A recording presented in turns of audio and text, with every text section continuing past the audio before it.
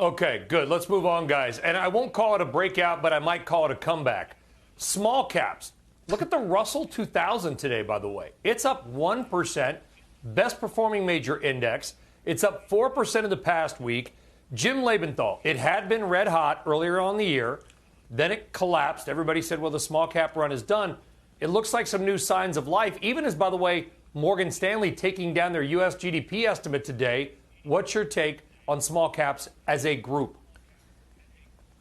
At the risk of oversimplifying, I think what you're seeing here is a resurgence, not in the Delta variant of COVID, but a resurgence in the reopening trade. And this may be too broad of a brushstroke, but I do lump small caps in there with cyclicals. You know, if you're talking about energy, or as we were just talking about financials, or any of the travel and leisure stocks, this is basically a sector of the market that, as it looks like the Delta variant is peaking, at least here in the U.S., possibly abroad too, that you're seeing some enthusiasm come back to the idea that the global economy is reopening, and with it, cyclical companies which populate a lot of the small cap area.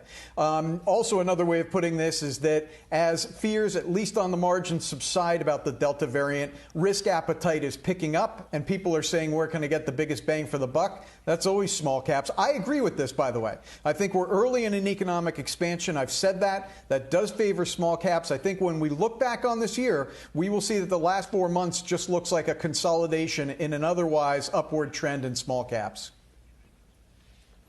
Yeah, Dagus, you got to write a read on the small caps. And I know there's 2,000 or so stocks in that index. We're lumping a bunch of stuff together.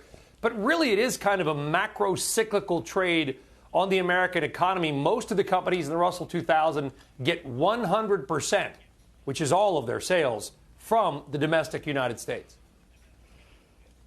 Exactly, and that's why the small caps are doing well, because as the economy reopens, as the economy really starts to grow, that benefits the small companies. Also, small companies have lower debt levels, so they're more nimble. And as you start looking at what type names are doing well, if you have a name, a small cap name that is actually in the infrastructure space, you can start looking at different themes. Small cap theme, also infrastructure. Mestech is a company that is doing really well because small, $6 billion, but also in the infrastructure space and in construction. So, Sully, what you want to start doing now is looking at overall themes. Small cap, infrastructure is a good theme to go forward with. Yeah, infrastructure. Josh, you've talked about that as well.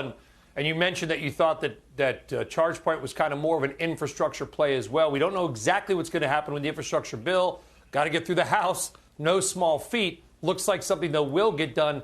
Any other thoughts on that or small caps? The only thing I want to say on the subject of small caps is we've had technicians on the show over the last few weeks who have told us that the advanced decline and the poor showing for the Russell and for small caps could be a canary in the coal mine and could mean that there's an imminent market pullback and you have less companies making new highs, et cetera. And I thought it sounded like a loser of a call then. I said it on the show. Judge isn't here, but we talked at length about that. And now you have the Russell 2000 breaking out hard. And all of those divergences that people obsess over now have been resolved to the upside, as has happened so many times over the last 12 years, I can't even count. So when you're hearing about whether or not small caps are doing well, just understand we're talking about like $3 trillion, the whole asset class, the Russell 2000.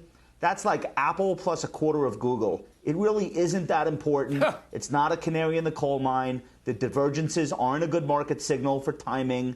And a lot of the divergences have resolved to the upside. I'll let you know when they don't, but that's what's happening today. The transports are firming up at the same time. XHB firming up. IPO ETF is breaking out. A lot of the things that we were worried about are resolving to the upside. Yeah. And that's been the story of this bull market since I was a very young man in my early 30s.